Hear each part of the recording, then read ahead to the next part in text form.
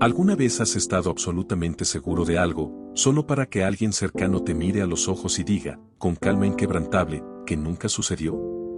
No grita. No te insulta. Simplemente niega.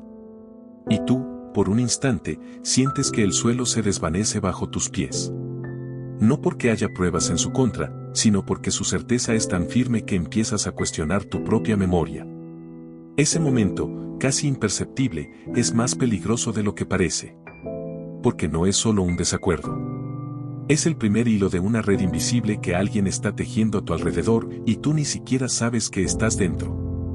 Durante siglos, los seres humanos hemos dado por sentado que lo que vemos, recordamos y sentimos es, en esencia, real. Confiamos en nuestros sentidos como testigos fiables del mundo. Pero esa confianza tiene un punto ciego, depende, en gran medida, de la validación ajena. Desde niños, aprendemos a contrastar nuestras experiencias con las de otros. ¿Tú también viste eso? ¿A ti también te dijo eso? Esa necesidad de confirmación no es debilidad, es parte de nuestra arquitectura social. Nos permite construir un mundo compartido, un terreno común donde convivir. Pero ese mismo mecanismo, tan útil para la cooperación, puede convertirse en la brecha perfecta para la manipulación más sutil. Imagina esto. Regresas a casa después de una conversación tensa con tu pareja. Recuerdas claramente que alzó la voz, que usó un tono despectivo. Al día siguiente, mencionas el incidente y él o ella te responde, sin rastro de hostilidad, ¿yo? Nunca hablé así. Debes haberlo soñado. O tal vez estás demasiado sensible últimamente. No hay agresión. Solo una negación tranquila, envuelta en preocupación. Y tú, en lugar de sentirte respaldado por tu memoria, empiezas a preguntarte, ¿será que exageré? ¿Será que mi estrés me está jugando una mala pasada?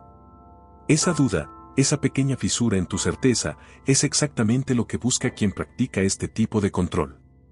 No necesita convencerte de que él tiene razón. Solo necesita que tú dejes de confiar en que tú la tienes. Este fenómeno no requiere villanos de película. A menudo, ocurre en relaciones aparentemente normales, entre personas que incluso se profesan cariño. El manipulador no siempre actúa con conciencia plena de su estrategia. A veces, simplemente ha descubierto, por ensayo y error, que negar la realidad del otro le otorga una ventaja silenciosa. Le da poder. Porque quien controla la narrativa de lo que realmente ocurrió, controla también la percepción emocional del presente. Y cuando esa narrativa se impone con suficiente repetición, la víctima comienza a depender del manipulador no solo para entender el pasado, sino para interpretar el presente y anticipar el futuro. Aquí radica la verdadera eficacia de esta táctica, opera en la zona gris entre lo racional y lo emocional. No se basa en mentiras descaradas, sino en distorsiones sutiles, en omisiones calculadas, en reinterpretaciones que parecen razonables a primera vista. Frases como no dije eso, dije algo diferente, siempre malinterpretas mis intenciones, o estás siendo dramático otra vez no son ataques directos. Son semillas de incertidumbre. Y esas semillas, regadas con paciencia, crecen hasta convertirse en un bosque de dudas donde ya no puedes distinguir tu voz de la suya. Lo más inquietante no es que alguien intente engañarte. Lo más inquietante es que logre que seas tú quien se engañe a sí mismo. Que empieces a revisar tus propios pensamientos antes de expresarlos, a censurar tus emociones antes de sentirlas, a pedir permiso para tener una opinión. Este proceso no ocurre de la noche a la mañana. Es lento, acumulativo, casi imperceptible. Como el agua que gotea sobre la piedra, no por su fuerza, sino por su constancia. Y cuando finalmente te das cuenta de que ya no confías en tu propio juicio, es posible que ya hayas perdido la brújula interna que te orientaba en el mundo. La filosofía moderna ha explorado durante siglos la fragilidad de la percepción. Descartes, en su búsqueda de una verdad indudable, llegó a la famosa conclusión, pienso, luego existo. Pero incluso ese fundamento último, el pensamiento, puede ser socavado si se ataca la confianza en su contenido. Si cada vez que piensas algo, alguien te dice que estás equivocado, que estás confundido, que estás inventando, eventualmente, dejarás de pensar en voz alta, incluso contigo mismo. Y en ese silencio forzado, nace una forma de sumisión mucho más profunda que la obediencia externa, la rendición interna. No se trata de paranoia. No se trata de ver conspiraciones en cada desacuerdo. Se trata de reconocer un patrón, cuando, sistemáticamente, tus recuerdos son invalidados, tus emociones minimizadas y tus percepciones tratadas como defectos personales. Estás frente a algo más que un conflicto de comunicación. Estás frente a una estrategia de dominio que no necesita cadenas, porque construye su prisión dentro de tu mente. Y la puerta de esa prisión no tiene cerradura, porque tú mismo aprendes a no intentar abrirla. En este punto, quizás te preguntes, ¿cómo se llama esto? ¿Tiene un nombre? Sí, lo tiene. Pero antes de nombrarlo, es crucial entender cómo se siente desde adentro. Porque el verdadero peligro no reside en la palabra, sino en la experiencia silenciosa de perder contacto con uno mismo, sin siquiera notarlo. Y es ahí, en ese vacío entre lo que sabes y lo que te hacen creer que sabes, donde se gesta el control más eficaz. No mediante órdenes, sino mediante dudas. No mediante amenazas, sino mediante sugerencias. El manipulador no te dice qué hacer, te hace dudar de tu capacidad para decidir. Y en ese estado de incertidumbre perpetua, cualquier dirección que él proponga comienza a parecer razonable, incluso necesaria. No porque sea cierta, sino porque tú ya no confías en tu propia brújula para encontrar el norte. Esta es la esencia de una forma de poder que no deja marcas visibles, pero que puede reconfigurar por completo tu relación contigo mismo y con el mundo. Si este análisis te ha hecho mirar tus propias conversaciones con nuevos ojos, considera suscribirte. Aquí no te damos respuestas fáciles, sino herramientas para ver lo invisible. O bien, si valoras entender los juegos mentales antes de que te atrapen, suscríbete. Este canal existe para quienes prefieren la lucidez al consuelo. Los mecanismos invisibles del control psicológico. Cuando hablamos de manipulación, solemos imaginar mentiras descaradas, chantajes evidentes o gritos que imponen silencio. Pero el control más eficaz rara vez es ruidoso. Opera en la penumbra del lenguaje cotidiano, en las grietas del diálogo aparentemente normal, en frases que suenan razonables hasta que se repiten una y otra vez, como un eco que distorsiona el sonido original. El gaslighting, aunque aún no lo llamemos por su nombre, no es un acto aislado. Es un sistema. Un conjunto coordinado de tácticas diseñadas no para convencerte de una mentira, sino para disolver tu confianza en tu capacidad de distinguir la verdad. Y lo hace sin violencia explícita, sin amenazas directas, sin dejar rastro visible. Solo deja una sensación persistente de confusión, como si el mundo se hubiera vuelto ligeramente irreal. La primera y más fundamental de estas tácticas es la negación deliberada de hechos verificables. No se trata de desacuerdo, sino de reescribir el pasado con total impunidad. Nunca dije eso. Eso no pasó así. Estás inventando cosas de nuevo.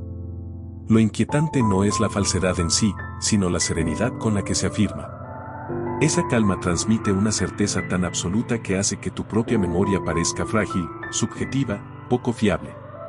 Y cuando esa negación se repite con suficiente frecuencia, empiezas a cuestionar no solo el evento en cuestión, sino tu habilidad para recordar cualquier cosa con precisión. Es como si cada vez que intentas anclar tu experiencia en un hecho concreto, alguien cortara la cuerda que te une a él. Junto a la negación viene la distorsión temporal. Aquí, el manipulador no niega el evento, sino su relevancia. Fue hace tanto tiempo, ¿por qué sigues con eso? No puedes estar resentido por algo tan pequeño. Esta estrategia no ataca tu percepción, sino tu juicio emocional. Te dice, indirectamente, que tus reacciones están desproporcionadas, que tu sentido del tiempo está alterado, que no sabes priorizar lo que importa. Así, no solo invalida tu recuerdo, sino también tu derecho a sentir lo que sientes en relación con ese recuerdo. La historia se vuelve inofensiva no porque cambie, sino porque se declara irrelevante, y tú, por extensión, también. Otra táctica clave es la minimización emocional. Consiste en reducir tus sentimientos a meros caprichos o exageraciones. No es para tanto. Estás siendo demasiado sensible. Cualquiera lo tomaría como una broma. Este enfoque es especialmente insidioso porque no niega que algo ocurrió, sino que niega que merezca una respuesta emocional legítima. Te convierte en el problema, no es lo que dijo o hizo, sino tu incapacidad para manejarlo con madurez. Así, la culpa se invierte.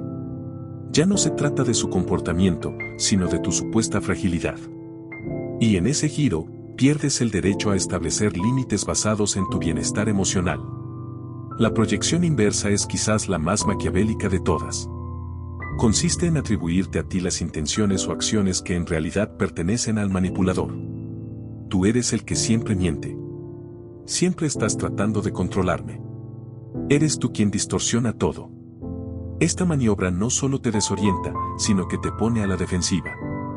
En lugar de cuestionar su conducta, te ves obligado a justificar la tuya. Y mientras estás ocupado defendiéndote de acusaciones falsas, él sigue reescribiendo la narrativa sin obstáculos. Es un juego de espejos donde cada reflejo te aleja más de la realidad original. El uso selectivo del silencio también cumple un papel crucial. No es un silencio pasivo, sino activo. Es retirar la atención, la confirmación, la conexión emocional, como forma de castigo o corrección. Dejas de recibir respuestas a tus preguntas, miradas que reconozcan tu presencia, gestos que validen tu existencia. Y en ese vacío, empiezas a buscar desesperadamente qué fue lo que dijiste o hiciste mal. El silencio se convierte en una herramienta de interrogación implícita, ¿qué hice para merecer esto? Y así, internalizas la idea de que tu error justifica el abandono emocional, aunque nunca se te diga cuál fue ese error. Estas tácticas rara vez aparecen solas. Se combinan, se refuerzan, se alternan según la situación. Hoy niega, mañana minimiza, pasado proyecta. La variabilidad misma es parte de la estrategia. Si los patrones fueran predecibles, serían más fáciles de detectar. Pero al cambiar constantemente de enfoque, mantienen a la víctima en un estado de alerta perpetua, intentando descifrar qué regla invisible ha violado esta vez. Y en ese esfuerzo constante por adaptarse, se agota la energía mental, se debilita la autoconfianza y se fortalece la dependencia del manipulador como árbitro de la realidad. Es importante señalar que quienes ejercen este tipo de control no necesitan tener un diagnóstico clínico. No todos son narcisistas patológicos ni psicópatas. Muchos simplemente han aprendido, a menudo desde la infancia, que el poder no reside en imponerse, sino en hacer que el otro se cuestione a sí mismo. Pueden ser personas inteligentes, carismáticas, incluso amables en otros contextos. Precisamente esa dualidad, cálida en público, fría en privado, alimenta la duda, ¿será que soy yo el que ve malicia donde no la hay? Esa pregunta es el objetivo final de toda la operación. Y aquí radica la verdadera genialidad estratégica del gaslighting, no requiere que la víctima crea al manipulador. Solo requiere que deje de creer en sí misma. Porque una vez que eso ocurre, ya no importa cuántas pruebas tengas, cuántos testigos haya, cuán clara sea la lógica. Si tu mente ya no es un territorio seguro, cualquier narrativa externa, por absurda que sea, puede instalarse en ella. No por convicción, sino por desesperación. Porque es mejor aceptar una mentira coherente que vivir en una verdad fragmentada. Esto no busca asustarte, sino iluminar. Porque reconocer estos mecanismos no es caer en la paranoia, es recuperar el control sobre tu propio juicio. Y eso, en un mundo donde la realidad se negocia constantemente, es el primer acto de resistencia verdadera. El cuerpo traicionado, señales fisiológicas del engaño interno. Durante mucho tiempo, hemos tratado la mente como si flotara en una burbuja separada del cuerpo, como si los pensamientos pudieran corromperse sin que la carne lo notara. Pero el cuerpo no miente. No puede fingir agotamiento cuando está descansado, ni tensión cuando está relajado, ni alerta cuando todo está en calma. Y cuando alguien comienza a socavar sistemáticamente tu percepción de la realidad, tu organismo responde, no con palabras, sino con señales silenciosas, persistentes, ineludibles. Estas señales no son debilidades, son advertencias. Son el lenguaje crudo de una inteligencia más antigua que la razón, la inteligencia somática, que sabe cuando estás siendo traicionado, incluso si tu mente aún no lo ha aceptado. Una de las primeras manifestaciones del gaslighting prolongado es el insomnio por rumiación constante. No se trata del insomnio ocasional causado por el estrés diario, sino de un patrón recurrente en el que, al acostarte, tu mente se convierte en un tribunal donde revives conversaciones, analizas frases Reconstruyes escenas, buscando pruebas de que no estás loco. ¿Qué quiso decir con eso? ¿Fue real o me lo imaginé? ¿Por qué reaccioné así? Este bucle mental no es producto de la ansiedad generalizada, es una respuesta directa a la incertidumbre inducida. Tu cerebro, privado de la certeza básica de que tus recuerdos son fiables, entra en un modo de hiperescaneo, intentando encontrar coherencia en un entorno deliberadamente contradictorio. Y como no la encuentra, sigue buscando, noche tras noche. Junto al insomnio viene la fatiga mental crónica. No es el cansancio físico de un largo día de trabajo, sino una especie de agotamiento cognitivo profundo, como si cada decisión, cada palabra, cada interacción requiriera un esfuerzo desproporcionado. Esto ocurre porque estás constantemente traduciendo la realidad, lo que ves, lo que oyes, lo que sientes, debe ser filtrado, cuestionado, reinterpretado antes de ser aceptado. Vivir en ese estado de vigilancia epistémica, de duda permanente sobre lo que sabes, consume una cantidad enorme de recursos neuronales. No es pereza. Es sobreexplotación mental. Y con el tiempo, esa fatiga se convierte en una niebla que nubla incluso las tareas más simples. Otra señal clave es la ansiedad anticipatoria. Antes de hablar con cierta persona, antes de entrar en un espacio compartido, antes de responder a un mensaje, sientes una opresión en el pecho, una aceleración del pulso, una sequedad en la garganta. No es miedo a una confrontación explícita, sino a la posibilidad de que, una vez más, tus palabras sean distorsionadas, tus intenciones malinterpretadas, tu experiencia negada. Esta ansiedad no surge de la nada, es el resultado de haber sido corregido, minimizado o ridiculizado tantas veces que tu sistema nervioso ha aprendido a activar la alarma incluso antes de que ocurra el evento. Es como si tu cuerpo ya supiera que, en esa relación, no puedes confiar en tu propia voz. También aparece con frecuencia una sensación de irrealidad leve, conocida en psicología como derealización. El mundo parece ligeramente borroso, como si estuvieras viendo la vida a través de un vidrio empañado. Las conversaciones suenan distantes, los rostros carecen de expresividad, los gestos pierden significado. Esta desconexión no es fantasía, es una defensa neurológica. Cuando la realidad externa se vuelve incoherente, cuando lo que dices es negado, lo que sientes es invalidado, lo que recuerdas es reescrito, el cerebro empieza a desconectarse como mecanismo de protección. No es que estés perdiendo la cabeza, es que tu mente está intentando preservar algo de ti mismo en un entorno que te niega constantemente. Pero quizás la señal más reveladora es la hiperconsciencia defensiva. Te encuentras revisando cada frase antes de decirla, anticipando cómo podría ser usada en tu contra. Evitas ciertos temas no porque no sean importantes, sino porque sabes que serán tergiversados. Guardas mensajes, tomas notas mentales, buscas testigos neutrales, no por paranoia, sino por necesidad de anclaje. Esta hiperconsciencia no es control, es cautiverio. Porque en lugar de estar presente, estás constantemente preparándote para la próxima distorsión. Y en ese estado de alerta perpetua, pierdes la espontaneidad, la confianza, la capacidad de simplemente ser. Desde la neurociencia, sabemos que el estrés crónico, especialmente el estrés social, eleva los niveles de cortisol, una hormona que, en exceso, afecta directamente al hipocampo, la región del cerebro responsable de la memoria y la contextualización de los recuerdos. Paradójicamente, el gaslighting no solo te hace dudar de tus recuerdos, también altera biológicamente tu capacidad para formarlos y recuperarlos con precisión. Así, la manipulación se vuelve autorreforzante, cuanto más dudas, más cortisol, cuanto más cortisol, menos claridad, cuanto menos claridad, más duda. Es un círculo vicioso grabado en tu química cerebral. Además, el sistema límbico, centro emocional del cerebro, entra en un estado de hiperalerta. Cada interacción con el manipulador activa la amígdala, la estructura encargada de detectar amenazas. Pero como la amenaza no es física, sino simbólica, una negación, una mirada, un tono, el cuerpo no puede liberar la tensión mediante la acción. El estrés se acumula. Y esa acumulación se manifiesta en formas físicas muy concretas, tensión en los hombros y la mandíbula, dolores de cabeza tensionales, alteraciones digestivas, cambios en el apetito. Incluso temblores sutiles en las manos. Estos no son problemas de salud, son mensajes cifrados de un organismo que está gritando lo que la mente aún racionaliza. Lo más peligroso es que muchas personas ignoran estas señales o las atribuyen a otras causas. Estoy estresado por el trabajo, debo estar enfermo, soy demasiado sensible. Pero el cuerpo no se equivoca. Siempre que hay una desconexión persistente entre lo que vives y lo que te hacen creer que vives, tu fisiología lo registra.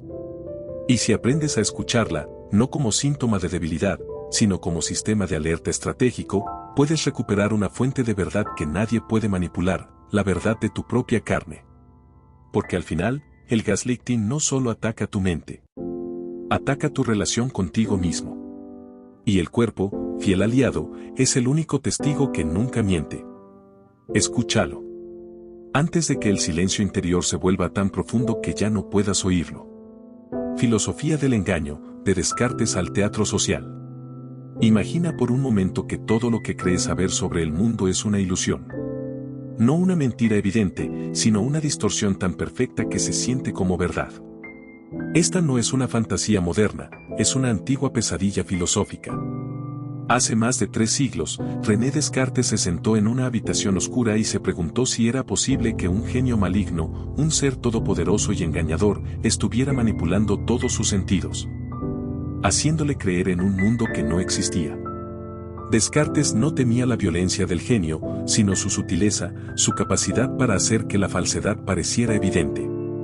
Y aunque él concluyó que, al menos, podía confiar en el acto mismo de pensar, pienso, luego existo, dejó abierta una herida profunda en la historia del pensamiento occidental. La posibilidad de que nuestra percepción de la realidad sea, en última instancia, manipulable desde fuera. Hoy, ese genio maligno ya no necesita ser sobrenatural. A menudo, vive bajo el mismo techo. Comparte tus comidas, tus conversaciones, tus recuerdos. Y su poder no reside en crear ilusiones complejas, sino en negar lo que tú sabes que es real. El gaslighting contemporáneo es, en esencia, una actualización íntima y cotidiana de la duda cartesiana. Pero con una diferencia crucial, Descartes dudaba para encontrar certeza, el manipulador siembra duda para destruir tu capacidad de encontrarla. No busca la verdad, sino la sumisión epistémica, que dejes de confiar en tu propio juicio y dependas del suyo para interpretar el mundo. Esta estrategia encuentra resonancia en otras corrientes filosóficas. Friedrich Nietzsche, por ejemplo, desmontó la idea de una verdad objetiva y mostró que toda afirmación es, en el fondo, una interpretación. Pero advirtió también que quien controla la interpretación dominante controla la moral, la política, incluso la identidad. El gaslighter aplica esta lógica en miniatura, no niega la verdad porque crea en otra, sino porque sabe que imponer su versión como la única válida le otorga autoridad sobre tu experiencia. En su narrativa, tú no solo estás equivocado, estás moralmente defectuoso por atreverte a ver algo diferente. Así, la verdad se convierte en un instrumento de poder, no de conocimiento. Baruch Spinoza, en cambio, ofrecía una salida más racional. Para él, la libertad no consistía en hacer lo que uno quiere, sino en comprender las causas que determinan nuestros pensamientos y emociones. No sabemos lo que puede un cuerpo, escribió, sugiriendo que gran parte de nuestro sufrimiento proviene de la ignorancia de las fuerzas que nos gobiernan. Aplicado al gaslighting, esto implica que la verdadera liberación no viene de confrontar al manipulador, sino de comprender los mecanismos que hacen que su voz suene más fiable que la tuya. La soberanía mental, en este sentido, es un acto de claridad causal, reconocer que la duda no nace de ti, sino de una dinámica externa diseñada para inyectarla. Y luego está Nicolás Maquiavelo, cuyo nombre ha sido malinterpretado durante siglos como sinónimo de crueldad. Pero Maquiavelo no celebraba la violencia innecesaria, celebraba la eficacia. Y en su visión del poder, la mejor forma de dominar no es mediante la fuerza, sino mediante la percepción. Un príncipe ideal, decía, debe parecer virtuoso, incluso si no lo es, porque la apariencia moldea la conducta de los súbditos más que la realidad. El gaslighter moderno es un maquiavélico doméstico, no necesita gritar ni amenazar. Solo necesita parecer razonable, coherente, estable, mientras te pinta a ti como inestable, contradictorio, emocional. Así, logra que seas tú quien se retire, quien se disculpe, quien se autocensure. No por miedo, sino por vergüenza. Y esa, según Maquiavelo, es la forma más duradera de control. Pero el gaslighting no es solo un fenómeno interpersonal, es también un drama social. Erving Goffman, sociólogo del siglo XX, comparó la vida cotidiana con un teatro. Cada uno de nosotros interpreta roles, maneja impresiones, ajusta su comportamiento según el público. En este marco, las relaciones humanas son representaciones coordinadas, donde la armonía depende de que todos sigan más o menos el mismo guión. El manipulador, sin embargo, no solo cambia su propio papel, reescribe secretamente el tuyo. Te dice que tu personaje no es el que creías, que no eres firme, sino agresivo, que no eres honesto, sino paranoico, que no eres claro, sino confuso. Y como el resto del público, amigos, familia, colegas, a menudo no presenció las escenas privadas donde ocurrió la manipulación, tienden a creer al actor que parece más equilibrado. Así, quedas atrapado en un rol que no elegiste, representando una versión de ti mismo que te resulta ajena. Lo más perturbador de esta dinámica es que no requiere conspiración. El manipulador no necesita un plan maestro. Basta con que, en cada interacción, prefiera su versión de los hechos sobre la tuya y que lo haga con suficiente constancia y calma. Con el tiempo, esa preferencia se convierte en hegemonía. Y tú, al intentar reconciliar tu experiencia con la narrativa dominante, terminas fragmentándote. Una parte de ti insiste en lo que vivió, otra parte internaliza la acusación de estar equivocado. Esa fractura interna es el verdadero triunfo del gaslighting, no que dejes de decir la verdad, sino que dejes de creerla. Desde una perspectiva estratégica, esto revela algo fundamental: el poder no siempre reside en poseer la verdad, sino en controlar quién tiene derecho a definirla. En una relación asimétrica, el que puede negar la realidad del otro sin consecuencias se convierte en el árbitro de lo real. Y una vez que eso ocurre, cualquier desacuerdo deja de ser un debate y se convierte en una prueba de lealtad. No se te pregunta si tienes razón, se te juzga por atreverte a cuestionar la versión oficial. En ese punto, la verdad ya no importa. Lo único que importa es la obediencia epistémica. Por eso, resistir el gaslighting no es simplemente decir lo que pasó. Es reclamar tu derecho a tener una realidad propia. Es negarte a que tu experiencia sea tratada como un dato negociable. Y en un mundo donde tantas fuerzas, personales, institucionales, mediáticas, intentan imponer sus narrativas como únicas, esa resistencia se vuelve profundamente política. No en el sentido partidista, sino en el sentido más antiguo, como defensa de tu autonomía frente a quien pretende gobernar tu mente. Descartes buscaba una certeza inquebrantable. Nosotros, en cambio, debemos aprender a vivir con la incertidumbre sin rendirnos a ella. Porque la verdadera lucidez no consiste en tener todas las respuestas, sino en defender el derecho a formular las preguntas. Y en un entorno donde hasta tus recuerdos pueden ser puestos en duda, afirmar yo sé lo que sé no es arrogancia. Es el primer acto de soberanía en un mundo diseñado para robártela. Si valoras tu independencia mental tanto como tu libertad física, suscríbete. Aquí exploramos cómo el poder opera en las sombras del lenguaje y la percepción. O bien, si crees que la filosofía debe servir para defenderte, no solo para reflexionar, únete a este canal. Suscríbete y domina el arte de no dejar que nadie reescriba tu realidad. Armas de doble filo, como reconocer y neutralizar la manipulación sutil. Reconocer el gaslighting es solo el primer paso. La verdadera prueba no está en identificar la trampa, sino en saber cómo moverse dentro de ella sin quedar atrapado. Y aquí es donde muchos se equivocan, creen que la solución es confrontar, exponer o hacer ver la verdad al manipulador. Pero esa estrategia parte de una ilusión peligrosa, la idea de que el objetivo es ganar un debate. No lo es. El objetivo es recuperar tu soberanía mental. Porque en el juego del gaslighting, no se disputa quién tiene razón, sino quien tiene el derecho a definir la realidad. Y ese derecho no se negocia, se defiende. Así que olvida las batallas morales.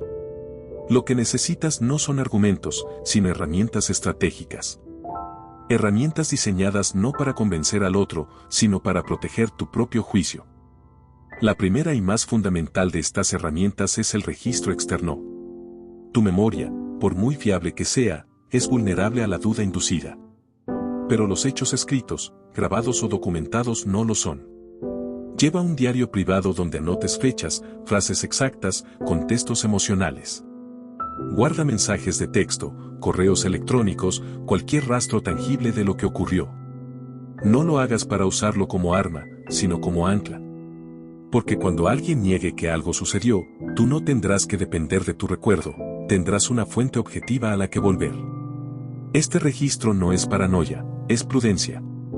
Es construir un refugio epistémico donde tu experiencia no pueda ser borrada por la negación ajena. La segunda herramienta es el lenguaje preciso. Evita frases vagas como siempre haces esto o nunca me escuchas, porque son fácilmente desmontables. En cambio, usa declaraciones específicas, concretas, cronológicamente ubicadas. El martes, a las 7 de la noche, dijiste que no querías volver a verme. En la reunión del viernes, interrumpiste 3 veces cuando intenté hablar. Esta precisión no solo dificulta la distorsión, sino que te obliga a ti mismo a distinguir entre percepción y suposición. No se trata de acusar, se trata de establecer hechos con claridad quirúrgica. Y si el otro responde con no dije eso o estás exagerando, no entres en el bucle. Simplemente repite, esa es mi experiencia. No necesito que la compartas, solo que la respetes. Esto nos lleva a la tercera herramienta, las frases de anclaje. Son declaraciones cortas, firmes, que reafirman tu perspectiva sin buscar consenso. Yo recuerdo que ocurrió así. Mi sentimiento fue este, y es válido para mí. No voy a discutir si esto pasó o no, yo sé lo que viví. Estas frases no invitan al debate, cierran la puerta a la reinterpretación. Son actos de soberanía verbal. Porque en el momento en que dices yo sé lo que sé, estás rechazando tácitamente la autoridad del otro para definir tu realidad. Y eso, más que cualquier argumento, es lo que el manipulador no puede tolerar. Pero quizás la herramienta más estratégica sea el establecimiento de límites epistémicos. Esto significa decidir, de antemano, qué tipo de conversaciones estás dispuesto a tener y cuáles no. Por ejemplo, puedes estar abierto a discutir cómo resolver un problema, pero no a debatir si el problema existe. Puedes aceptar críticas sobre tus acciones, pero no sobre tu percepción de los hechos. Puedes dialogar sobre el futuro, pero no reescribir el pasado. Estos límites no son muros, son fronteras. Y como toda frontera, deben ser defendidas con consistencia. Si alguien cruza esa línea, si niega tu experiencia, si minimiza tus emociones, si insiste en que estás loco, la respuesta no es discutir, sino retirarte. No como castigo, sino como autopreservación. Y aquí surge una pregunta crucial: ¿cuándo confrontar y cuándo retirarse? La respuesta no es moral, sino estratégica. Confronta solo si tienes testigos neutrales, si hay consecuencias reales para el manipulador o si estás en una posición de poder relativo. Pero si estás en una relación asimétrica, con un jefe, un familiar dominante, una pareja con control emocional, la confrontación directa suele ser contraproducente. Porque el manipulador no busca la verdad, busca la sumisión. Y si percibe que tu resistencia amenaza su control, intensificará la táctica. En esos casos, la jugada más inteligente no es luchar, sino desenganchar. No físicamente, necesariamente, sino cognitivamente. Deja de buscar su validación. Deja de explicarte. Deja de justificarte.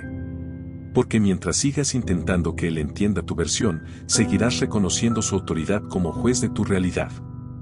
Y eso es exactamente lo que debes negarle.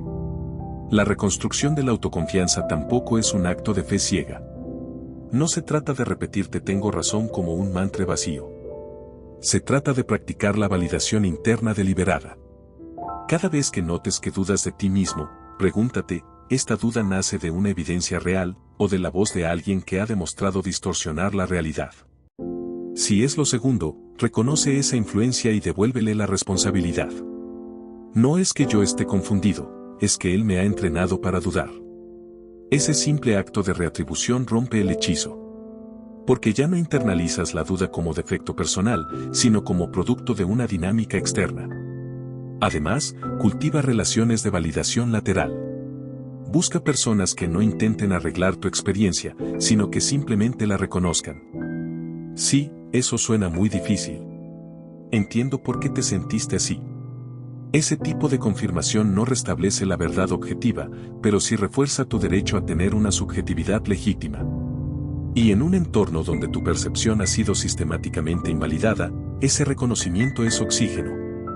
Finalmente, comprende esto: neutralizar el gaslighting no significa vencer al manipulador.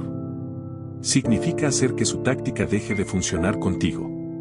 Y eso ocurre no cuando él cambia, sino cuando tú dejas de depender de su versión para sentirte seguro. A veces, eso requiere distancia física. Otras veces, basta con distancia emocional. Pero siempre requiere una decisión clara: mi mente es mi territorio. Y en mi territorio, yo soy la autoridad última. Porque al final, el verdadero poder no está en controlar a los demás, sino en no permitir que nadie controle tu relación contigo mismo. Y eso, en un mundo lleno de voces que intentan reescribirte, es la forma más radical de libertad. El gaslighting institucional y colectivo. No hay vuelta atrás. Una vez que has sido sometido al gaslighting, no puedes recuperar la inocencia cognitiva que tenías antes. Esa confianza ciega en tu propia percepción, la certeza tranquila de que lo que ves es lo que es, se ha roto. Y aunque eso suene como una pérdida definitiva, en realidad es el umbral de algo más valioso: la lucidez estratégica. Porque la verdadera claridad no nace de la ausencia de duda, sino de la capacidad de navegar en ella sin naufragar. Reconstruir tu mente después del engaño no significa volver a ser quien eras, significa convertirte en alguien que ya no puede ser engañado de la misma manera. Este proceso no es terapéutico en el sentido convencional. No se trata de sanar una herida para olvidarla, sino de transformar esa herida en una brújula. La primera tarea es reconocer que la voz del manipulador, esa voz que decía estás equivocado, exageras, no es para tanto, ha quedado grabada en tu interior. Ya no necesita estar presente físicamente, tú mismo la reproduces cada vez que dudas de ti. Así que la reconstrucción comienza con un acto de separación radical: identificar esa voz como ajena. No es tu intuición, es un eco implantado.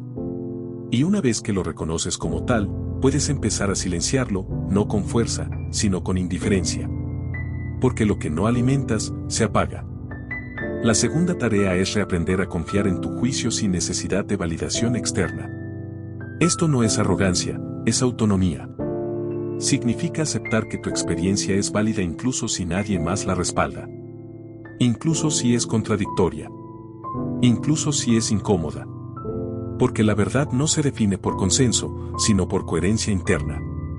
Y mientras tu narrativa personal sea fiel a lo que viviste, no necesita ser creída por otros para ser real. Esta es la esencia de la soberanía epistémica, el derecho inalienable a saber lo que sabes, sin pedir permiso. Pero esta soberanía requiere disciplina. Porque en un mundo donde las narrativas compiten constantemente por imponerse, es fácil caer en el extremo opuesto: desconfiar de todo, incluyendo de uno mismo. La clave está en cultivar una ética de la atención. No se trata de creer ciegamente en tu percepción, sino de observar cómo te hacen sentir ciertas interacciones. ¿Te dejan ligero o agotado? ¿Claridad o confusión? ¿Libertad o dependencia? Tu cuerpo, como ya vimos, no miente. Y tu emoción, lejos de ser un enemigo de la razón, es un sistema de alerta sofisticado. Aprender a interpretarlo no es caer en el sentimentalismo, es desarrollar inteligencia estratégica. Una parte crucial de esta reconstrucción es también aceptar la soledad como espacio de claridad. Muchas veces, la lucidez nace precisamente cuando dejas de buscar consenso sobre tu propia realidad. Cuando aceptas que algunas verdades no pueden ser compartidas, porque quienes están atrapados en la niebla no están listos para ver la luz. Eso no significa aislarte, significa elegir con quien compartes tu vulnerabilidad.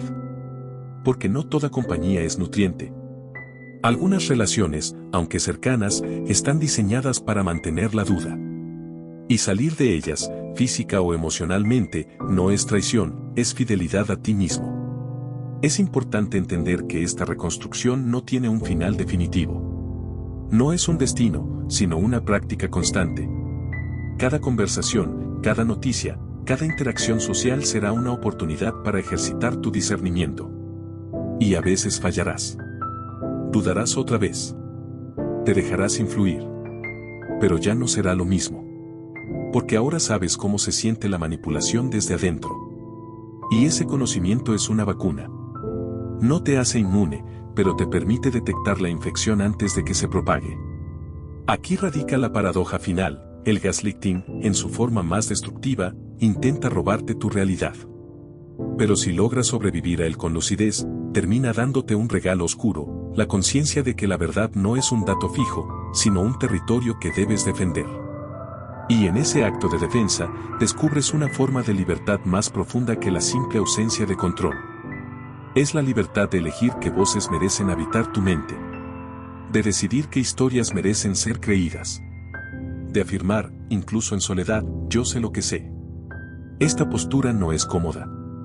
Genera incomodidad intelectual, distancia social, incluso rechazo. Porque quienes viven en la niebla no toleran bien a quienes portan antorchas. Pero esa incomodidad no es un error, es el precio de la claridad. Y si estás dispuesto a pagarlo, descubrirás que la mente reconstruida no es más frágil, es más estratégica. Ya no busca ser amada por todos, sino respetada por sí misma. Ya no necesita ganar debates, sino preservar su integridad. Ya no teme la duda, porque sabe distinguir entre la duda legítima y la duda inducida.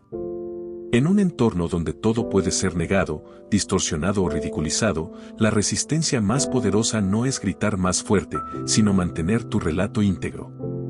No necesitas convencer al mundo. Solo necesitas no traicionarte a ti mismo. Porque en última instancia, el gaslighting no triunfa cuando te hace callar, triunfa cuando te hace dudar de por qué querías hablar. Y si logras conservar esa chispa, el impulso original de decir esto ocurrió, ya has ganado. Así que no busques paz en la aceptación de narrativas allá unoenas. Busca paz en la coherencia contigo mismo. Porque en un mundo diseñado para hacerte dudar, afirmar tu propia realidad no es un acto de ego, es un acto de revolución silenciosa. Y cada vez que eliges confiar en lo que sabes, estás devolviéndole a la humanidad algo que el poder siempre ha intentado arrebatarle, el derecho a tener una mente propia. Gracias por haber llegado hasta aquí. Si este viaje te ha devuelto aunque sea un fragmento de tu claridad mental, considera suscribirte.